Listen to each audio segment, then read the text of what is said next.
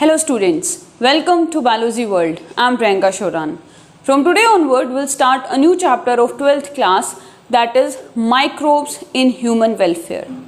Micro organisms को हम use करेंगे ह्यूमंस के वेलफेयर के लिए, चाहे घर पे जैसे हाउस होल्ड एक्टिविटीज़ में, या फिर स्मॉल स्केल प्रोडक्शन में, या लार्ज स्केल की इंडस्ट्रियल प्रोडक्शन में हम माइक्रो ऑर्गेनिजम्स का कैसे यूज़ कर सकते हैं कि वो हमें, वो ह्यूमन को एक बेनिफिट प्रोवाइड करें.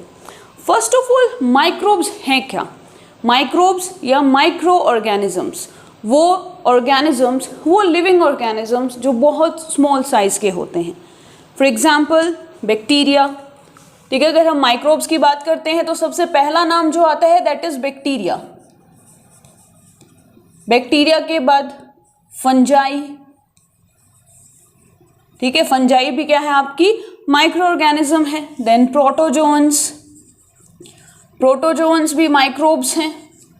ठीक है, एल्गी, वायरस, ये सब क्या है? ये माइक्रो ऑर्गेनिजम्स हैं. ये सब क्या है? माइक्रो ऑर्गेनिजम्स हैं जो हमें नेक्ड आइज से नज़र नहीं आते हैं. बैक्टीरिया की बात करते हैं तो जैसे ई कोलाई है, इस्चेरिचिया कोलाई, देन स्ट्रेप्टोकोकस है.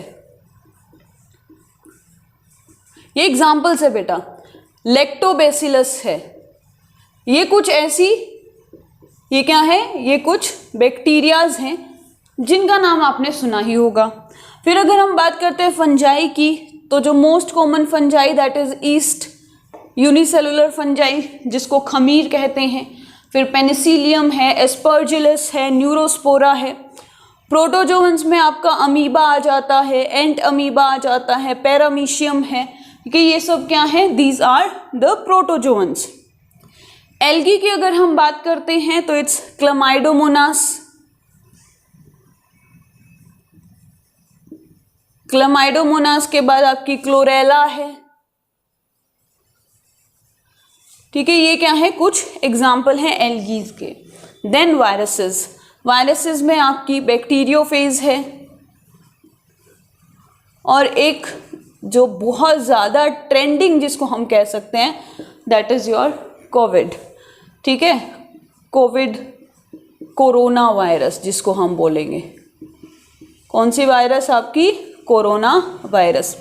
तो जब आप एनसीईआरटी पढ़ते हो इस चैप्टर की, तो सबसे पहले कुछ माइक्रोब्स के स्ट्रक्चर एनसीईआरटी में गिवन है.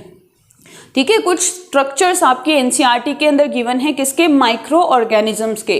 तो वो एक बार रीड जरूर कर लेना, क्या पता कोई क्वेश्चन आ जाए जिसमें एक माइक्रोब का स्ट्रक्चर दे रखा हो और पूछ ले कि ये कौन सा माइक्रो ऑर्गेनिज्म है. तो देखो, जब हम इस चैप्टर को पढ़ते हैं तो इसमें बहुत सारे माइक्रोब्स के बारे में हम पढ़ेंगे. मेनली बैक्टीरिया के बारे में पढ़ेंगे. जब बायोलॉजिकल क्लासिफिकेशन हमने पढ़ा था उसमें किंगडम मोनेरा की थी, तो किंगडम मोनेरा में क्या है? लिखा रहता है कि भाई ये जो बैक्टीरियाज हैं वो सिर्फ आपको बायोलॉजिकल क्लासिफिकेशन में ही नहीं पढ़नी, इवन उनके बारे में हम ह्यूमन हेल्थ एंड डिजीज़ में भी पढ़ते हैं और माइक्रोब्स में भी पढ़ते हैं. मतलब बैक्टीरिया को through out 11th and 12th distribute कर रखा है, उसको एक पर्टिकुलर चैप्टर में ही कन्फाइंड नहीं कर रखा.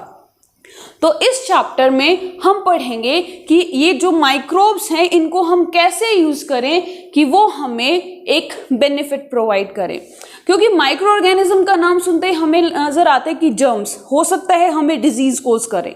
ठीक है, हमें क्या है? हार्म प्रोवाइड करेंगे, हमें हार्म करेंगे, हमारी बॉडी को हार्म करेंगे. लेकिन ऐसा नहीं है.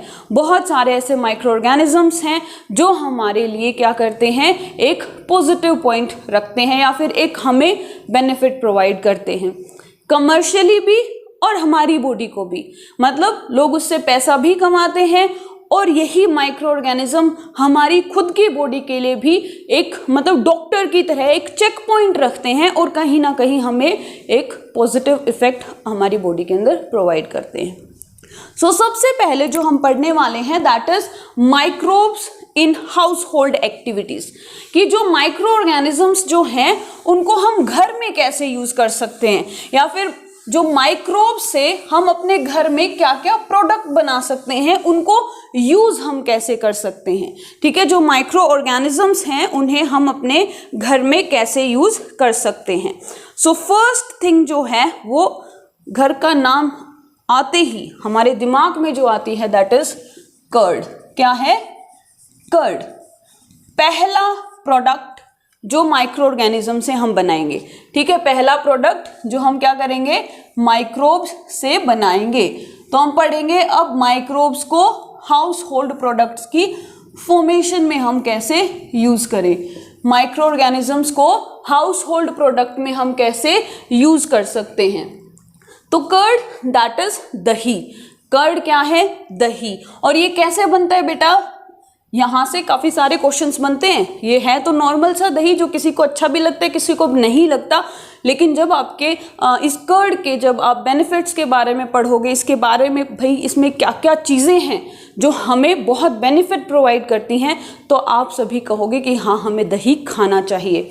तो ये जो कर्ड है ये बनता है पार्शियल डाइजेशन से। पहला एमसीक्यू हम लिख देते हैं, कर्ड की जो फॉर्मेशन होती है वो कैसे होती है? पार्शियल डाइजेशन से। पार्शियल डाइजेशन किसका होता है? मिल्क के प्रोटीन का। किसका? मिल्क प्रोटीन का। पार्शियल डाइजेशन मतलब वो कंप्लीटली नहीं टूटता है, कंप्लीटली ब्रेक डाउन नहीं होगा प्रोटीन। प्रोटीन क्या है? आधा ही टूटेगा, हाफ ही कन्वर्ट होगा, दैट इज पार्शियल डाइजेशन। तो देखो सबसे पहले हम क्या करते हैं, मिल्क को बॉयल करते हैं। बॉयल करने के बाद जब उसका टेम्परेचर कुछ 37 से 40 डिग्री सेल्सियस रहता है, उस समय हम इस मिल्क के अंदर इनोक्यूलम ऐड करते हैं। इनोक्यूलम, ठीक है, या फिर स्टार्टर। ये स्टार्टर क्या है? ये थोड़ा सा दही है, a little amount of curd. इसमें ऐसा क्या है भाई जिसको हम एज स्टार्टर यूज करते हैं, ठीक है। इसके अंदर क्या है? इसके अंदर बैक्टीरिया है। क्या है बेटा? इसके अंदर बैक्टीरिया है। कौन सी बैक्टीरिया? देखो एक टर्म दी जाती है दैट इज लैब, और कई बार इसकी फुल फॉर्म भी पूछी जाती है, lactic acid bacteria. Lactic acid bacteria किस में प्रेजेंट रहती है? ये पाई जाएगी कर्ड में। It's a group of bacterias. क्या है ये? ग्रुप ऑफ बैक्टीरिया, जिसमें स्पेसिफिक अगर मैं नाम दूं that is lactobacillus acidophils. Lactobacillus acidophil, ये क्या है? ये एक एग्जाम्पल है लैब का। लैब क्या है? एक ग्रुप है बैक्टीरियाज का जो कर्ड फॉर्मेशन के लिए रिस्पॉन्सिबल होती हैं। उसी में एक स्पेसिफिक एग्जाम्पल है आपका लैक्टोबैसिलस एसिडोफिल्स का। ये क्या किस में प्रेजेंट है बेटा? आपके कर्ड में प्रेजेंट है। ये बैक्टीरियाज क्या करेंगी? अब इस मिल्क को पार्शियली डाइजेस्ट कर देंगी, और मिल्क प्रोटीन, कौन सा है milk protein? That is casein. क्या है? कैजीन। और मिल्क प्रोटीन को कन्वर्ट कर देंगी, किस में कन्वर्ट कर देंगी? ये कन्वर्ट कर देंगी लैक्टिक एसिड में। किस में कन्वर्ट कर देंगी? लैक्टिक एसिड में कन्वर्ट कर देंगी। आई बात समझ में? अब ये लैक्टिक एसिड हमारे स्टमक में जो बैड बैक्टीरियाज हैं, जो डिजीज़ हैं, जो डाइजेशन है, मतलब एक तरह से अगर प्रॉपरली डाइजेशन नहीं हो रहा है तो इन सबको चेकआउट करता है। मतलब हमें एक प्लस पॉइंट इसका यहाँ पे मिल गया। दूसरी जो चीज़ जो कर्ड में प्रेजेंट रहती है दैट इज विटामिन B12। क्या है? विटामिन B12, जो आपके मिल्क में प्रेजेंट नहीं होता है लेकिन आपके कर्ड में प्रेजेंट होता है। और ये जितना भी पॉइंट हमने लिखा है उन सभी से एमसीक्यूज बनते हैं, आए हैं, आ भी सकते हैं। क्या कह रहा है कि जो लैब है, लैक्टिक एसिड बैक्टीरिया है, मिल्क प्रोटीन को पार्शियली डाइजेस्ट करेगी, और डाइजेस्ट करने के बाद क्या बना देगी? लैक्टिक एसिड की फॉर्मेशन कर देगी। Along with this vitamin B12 भी बनेगा। तो इसके फायदे ही फायदे हैं। और दूसरा जो कर्ड है उसको बेटा प्रोबायोटिक कहा जाता है। कर्ड को क्या कहा जाता है? प्रोबायोटिक। कि वो ऐसे सब्सटेंस जो हमारी लाइफ में एक दिन ऐड कर देते हैं। अगर फ्रेश कर्ड कंज्यूम किया जाता है तो वो क्या करता है? हमारी लाइफ में एक दिन ऐड कर देता है, मतलब हमें हेल्दी बना के रखता है। तो अगर प्रोबायोटिक के बारे में पूछे तो उसका एग्जाम्पल जो आता है दैट इज कर्ड। ठीक है, तो ये समझ में आ गया कर्ड का। ठीक है, टेम्परेचर पूछ लेता है, कितने टेम्परेचर पे इनोकुलम ऐड करते हैं, दैट इज 37 से 40 डिग्री सेल्सियस। इनोकुलम क्या है, थोड़ा सा कर्ड जिसके अंदर फुल ऑफ बैक्टीरियाज हैं, that is lactic acid bacteria है। स्पेशल बात करेंगे लैक्टोबैसिलस एसिडोफिल्स, जो कि मिल्क प्रोटीन को पार्शियली डाइजेस्ट करके लैक्टिक एसिड की फॉर्मेशन कर लेगा। मतलब ये बैक्टीरिया जो है शुगर के ऊपर अटैक करेगा, मिल्क के अंदर जो शुगर प्रेजेंट है, जो प्रोटीन प्रेजेंट है, उन पे अटैक करेगा और क्या बना देगा, लैक्टिक एसिड की फॉर्मेशन कर देगा। ठीक है, नेक्स्ट जो है दैट इज योगर्ट। ये वही योगर्ट है जिसकी कौन ऐड करता है, शिल्पा शेट्टी। बहुत बार ऐड आती है कि योगर्ट को कंज्यूम करो। योगर्ट भी एक क्या है, प्रोबायोटिक है। तो योगर्ट क्या है, ये भी सेम कर्ड की तरह ही बनता है, लेकिन यहाँ पर जो बैक्टीरियाज हैं वो चेंज हो जाएंगी, जो डोमिनेटिंग बैक्टीरियाज हैं वो चेंज हो जाएंगी। अच्छा, एक और चीज़, जब हम कर्ड को काफ़ी टाइम तक रखते हैं तो वो खट्टा हो जाता है, उसमें से पानी अलग हो जाता है। वो क्यों होता है बेटा, क्योंकि जैसे जैसे टाइम बीतेगा जो बैक्टीरिया जो हैं वो डोमिनेटिंग बैक्टीरिया, जैसे शुरू में लैक्टोबैसिलस एसिडोफिल है, उसके बाद जैसे ल्यूकोनोस्टोक वगैरह डोमिनेट कर जाती हैं और उसको और ज़्यादा फर्मेंट कर देती हैं, और उसकी और ज़्यादा फर्मेंटेशन के कारण वो सोर हो जाता है, खराब हो जाता है। अच्छा, ये एक और टर्म हम बोलते हैं दैट इज कर्डलिंग। कर्डलिंग का मतलब है मिल्क से कर्ड की फॉर्मेशन। ठीक है, ये भी याद रखना, दैट इज कर्डलिंग। कर्डलिंग का मतलब है दही बनना। ठीक है, दही जो बनता है दूध से, तो उस प्रोसेस को हम कहते हैं कर्डलिंग। अब आता है योगर्ट। योगर्ट के अंदर जो मतलब पहले मिल्क को है कुछ 80 to 90 डिग्री सेल्सियस टेम्परेचर पे फॉर 30 मिनट इसको बॉयल किया जाता है। फिर इसके अंदर बैक्टीरियाज ऐड की जाती हैं, दैट इज लैक्टोबैसिलस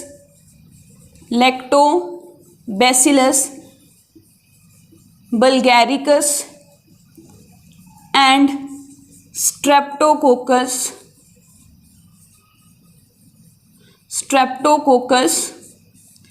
थर्मोफिलस। इन बैक्टीरियाज की प्रेजेंस के कारण जो मिल्क है वो कन्वर्ट हो जाएगा योगर्ट में, और यहाँ पर योगर्ट का जो टेस्ट है वो किसके कारण होगा, लैक्टिक एसिड और एसिटाल्डिहाइड जिसको बोला जाता है, उसकी प्रेजेंस के कारण जो फ्लेवर है, जो टेस्ट है योगर्ट का वो आएगा। तो बैक्टीरिया आपको यहाँ पे याद रखनी है, वो बैक्टीरिया हैं लैक्टोबैसिलस बल्गैरिकस और स्ट्रेप्टोकोकस थर्मोफिलस, जो मिल्क से क्या बनाएंगी, योगर्ट बनाएंगी। मतलब अगर मिल्क में हम लैब डाल देते हैं तो वो कर्ड बन जाएगा। मिल्क के अंदर अगर हम जो लैक्टोबैसिलस बल्गैरिकस को ऐड कर देंगे तो वो क्या बना देगा, योगर्ट बना देगा।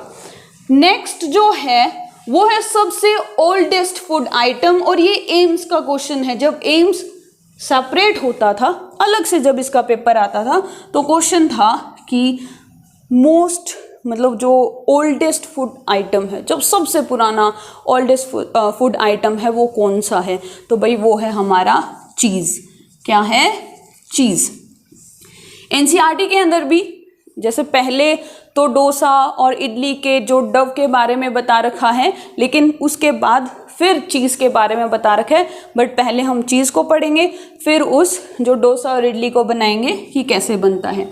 सो if we are talking about cheese, तो चीज़ में भी क्या है, सबसे पहले अगर बनने का प्रोसेस हम देखें तो मिल्क को बॉयल किया जाता है और उसके अंदर बैक्टीरियाज डाली जाती हैं, जैसे कि स्ट्रेप्टोकोकस लैक्टिस,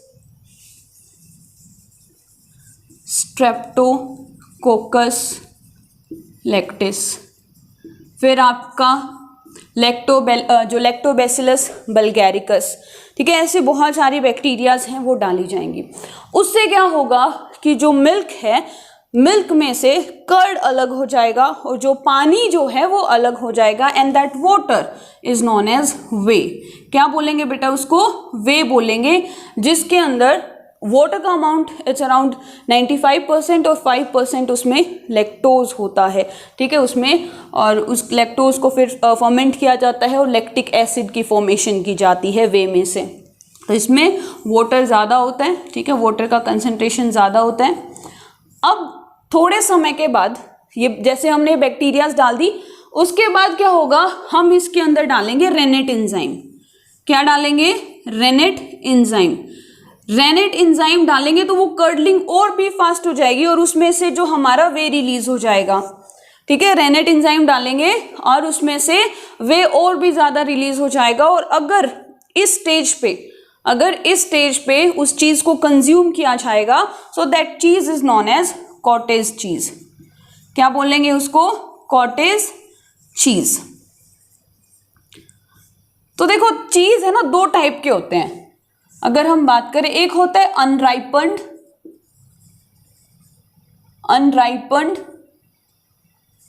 ठीक है, और एक होता है राइपन्ड।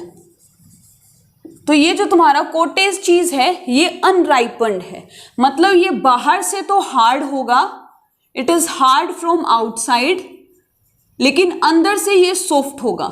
ठीक है, ये अंदर से सॉफ्ट होगा। और अगर हम बात करते हैं राइपन्ड की, तो ये बाहर से भी और अंदर से हार्ड होता है, बाहर से भी और अंदर से भी हार्ड होता है। और इसके अंदर मतलब जितना हार्ड होगा उतना ही मॉइस्चर कंटेंट कम होगा, जितना सॉफ्ट होगा उसमें उतना ही मॉइस्चर कंटेंट ज्यादा होगा। ठीक है, तो अगर हम इसको इस स्टेज पे यूज कर ले तो बोल देंगे भाई कॉटेज चीज। अगर अब हमने इसको यूज नहीं किया तो हम क्या करेंगे, इसके अंदर हम सोल्ट की मतलब जो सोल्ट है उसको ऐड कर देंगे, और सोल्ट क्या कर देगा, जो वे फॉर्मेशन है उसको फास्ट कर देगा। सोल्ट के कारण वे फॉर्मेशन फास्ट हो जाएगा और हम उसको एक पर्टिकुलर मोल्ड में डाल देंगे ताकि शेप आ जाए, और उसको कुछ महीनों तक भी हम रख सकते हैं, फॉर 6 मंथ भी रख सकते हैं। और फिर उसके बाद वो जो मोल्ड है उसको हटा, वो फ्रेम्स है उनको हटा दिया जाएगा और एक पर्टिकुलर शेप में आपका चीज आ जाएगा। जितना ज्यादा पुराना चीज होगा उतना ही टेस्टी होगा, उतना ही न्यूट्रिशियस होगा। तो अब जो हम घर में चीज बनाते हैं उसे क्या बोलते हैं, तो वो कहलाता है बेटा रो चीज, जो नींबू से, ठीक है, यूजुअली सोल्ट या जो लेमन है उसको यूज करके बनाया जाता है। घर के अंदर जो चीज बनाया जाता है that is known as raw cheese. Somehow there are 400 varieties of cheese are present. ठीक है, आप अगर चीज लेने जाओगे तो आपको 400 वेराइटीज मिल जाएंगी, और उन 400 वेराइटीज को हम 3 पार्ट में डिवाइड करते हैं। कौन कौन सी है वो जो टाइप्स, एक हो गया सॉफ्ट, ठीक है, दूसरा हो गया सेमी हार्ड, और थर्ड जो है दैट इज हार्ड। और इनमें 2 के जो एग्जाम्पल हैं वो एनसीईआरटी में दे रखे हैं। पहला हो गया सॉफ्ट चीज, next is semi hard, and the last one is hard.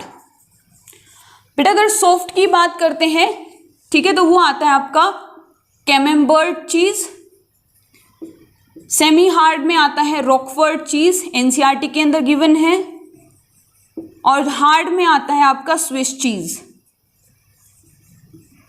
ठीक है, इनको याद रखने से काम नहीं चलेगा, इनको बनाने वाले माइक्रोब्स को भी याद रखना पड़ेगा। ठीक है, ये जो चीज़ है इनका तो चलो हमने नाम याद रख लिया, लेकिन इनके साथ साथ इनको बनाने वाला माइक्रोब बैक्टीरिया है, फंजाई है, ये भी हमें देखना पड़ेगा। तो जो कैमेम्बर्ट है वो फंजाई से बनता है बेटा, दैट इज पेनिसिलियम कैमेम्बर्टी। रॉकफोर्ट है वो बनता है पेनिसिलियम रॉकफोर्टाई, और ये क्या है, ये फंजाई है। क्वेश्चन आता है कि जो रॉकफोर्ट चीज है उसको बनाने वाला माइक्रोब क्या है, ये क्वेश्चन भी आएगा। बैक्टीरिया है, वायरस है, फंजाई है, प्रोटोजोन है, एल्गी है, क्या है, तो क्या है, ये एक फंजाई है। If we are talking about the Swiss cheese, इसको बनाती है बैक्टीरिया, और उस बैक्टीरिया का नाम है प्रोपियोनी बैक्टीरियम शर्मनाई, प्रोपियोनी बैक्टीरियम शर्मनाई। क्या बनाएगी, स्विस चीज की फॉर्मेशन करेगी। स्विस चीज से एक और चीज मतलब एक और क्वेश्चन आता है, दैट इज ऐसा कौन सा चीज है जिसमें लार्ज होल्स होते हैं, और ये लार्ज होल्स किसके कारण होते हैं, तो ये होते हैं, ये जो बैक्टीरिया है ये कार्बन डाइऑक्साइड की प्रोडक्शन करती है, और उसके कारण इस चीज में आपको होल्स नजर आते हैं। जो टॉम एंड जेरी में जो जेरी चीज खाते हैं ना, वो आपका ये स्विस चीज़ है, ठीक है। और इसी को कहा जाता है that is cheese with eyes. क्या बोला जाता है? चीज़ विद आईज। ये जो रॉकफोर्ड चीज है इसमें आपको ग्रीन कलर के पैचेस नजर आएंगे just because of the fungi. इस चीज में क्या नजर आएगा? ग्रीन कलर के पैचेस नजर आएंगे। सो दिस इज अबाउट चीज। ये यहाँ से क्वेश्चन पक्का पूछा जाता है, ठीक है। एनसीईआरटी के अंदर आपका रॉकफोर्ड और स्विस दोनों दे रखे हैं और इनसे रिलेटेड मतलब between the line of NCERT question यहाँ पे बन सकता है। तो अगला जो हमारा प्रोडक्ट है जिसको हम हाउस होल्ड एक्टिविटी में यूज करते हैं दैट इज डव, गीला आटा जिसको हम बोलते हैं, डव फॉर्मेशन। ये कैसे बनता है? जैसे इडली के लिए बनाते हैं, डोसे के लिए बनाते हैं, तो हम सोचते हैं कि भाई इसके अंदर भी आप ईस्ट यूज करते होंगे, फंजाई यूज करते होंगे, लेकिन ऐसा नहीं है। यहाँ पर हम क्या यूज करते हैं? बैक्टीरिया यूज करते हैं और उस बैक्टीरिया के यूज करने से इसमें कार्बन डाइऑक्साइड की प्रोडक्शन होती है, जिसके कारण ये जो डफ है ये कैसा बन जाता है? फ्लफी। कैसा बन जाता है? फ्लफी बन जाता है। एग्जाम्पल ये आपकी जो स्ट्रेप्टोकोकस, फिर लैक्टोबैसिलस, ये सारी बैक्टीरियाज इसके एग्जाम्पल होंगे। लेकिन यहाँ पे याद रखना है कि जो इडली और डोसा के लिए जो डव बनता है वो फ्लफी क्यों होता है? क्योंकि बैक्टीरिया उसमें फर्मेंटेशन करती है, जिसके कारण कार्बन डाइऑक्साइड की फॉर्मेशन होती है और ये फ्लफी बन जाता है। नेक्स्ट है ब्रेड। अब यहाँ पे अगर हम ब्रेड की बात करते हैं तो ब्रेड बनेगी बेटा ईस्ट से, and this yeast is known as bakers yeast. क्या बोलेंगे इसको? Bakers yeast. और इसका साइंटिफिक नेम होगा that is saccharomyces cerevisiae, saccharomyces cerevisiae, and it belongs to ascomycetes.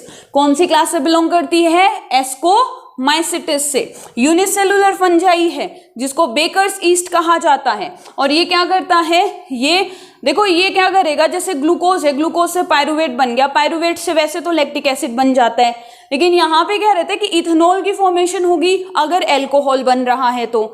ध्यान से सुनना, इथेनॉल बनेगा कब? अगर अल्कोहल की फॉर्मेशन हो रही है, वो हम आगे पढ़ेंगे। यहाँ पर क्या हो रहा है? इधर हो रही है कार्बन डाइऑक्साइड की फॉर्मेशन।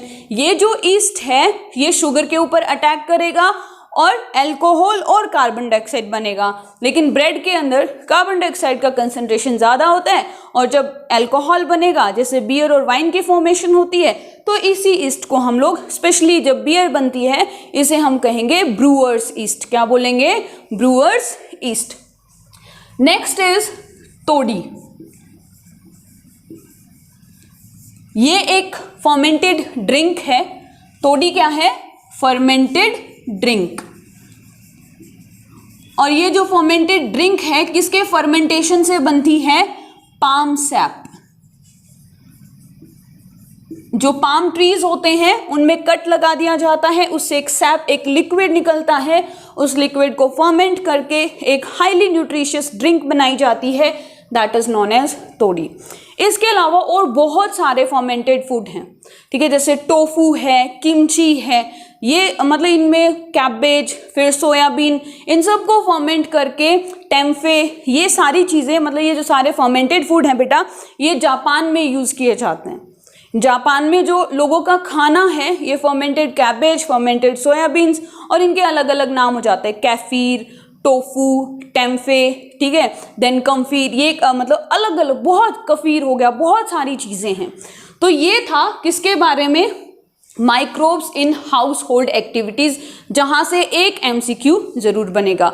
तो नेक्स्ट वीडियो में हम पढ़ेंगे माइक्रोब्स इन इंडस्ट्रीज, ठीक है, हम माइक्रोब्स को कैसे इंडस्ट्रीज में यूज़ करते हैं और इंडस्ट्रियल प्रोडक्ट्स बनाते हैं। तो आज के लिए इतना ही, मिलते हैं फिर नेक्स्ट वीडियो में।